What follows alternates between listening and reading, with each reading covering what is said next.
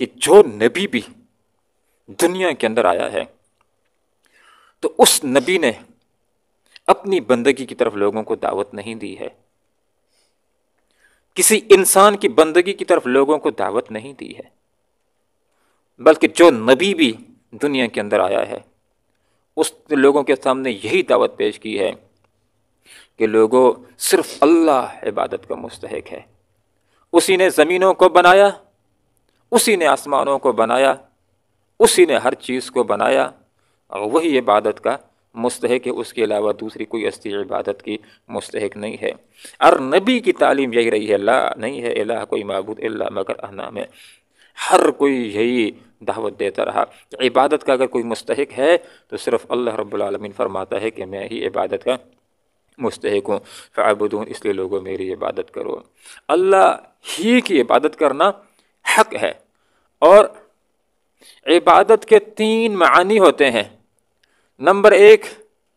اطاعت اور فرمانبرداری، نمبر 2 پوجا و پاٹ، اور نمبر 3 بندگی و غلامی۔ تو ایک آدمی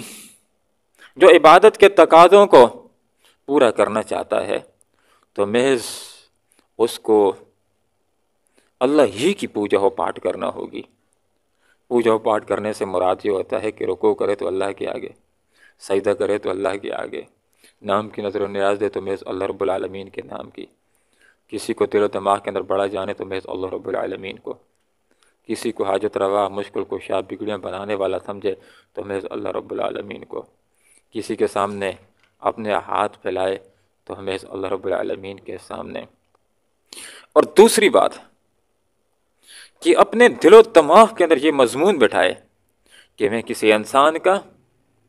کسی نظام کا، کسی چادر کا،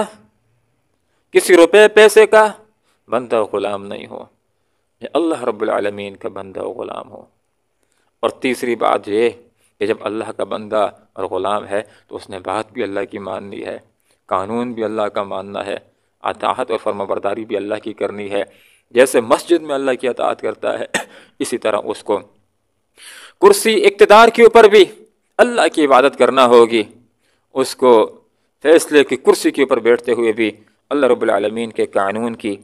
تابعداری کرنا ہوگی۔ وقالوا، اور انہوں نے کہا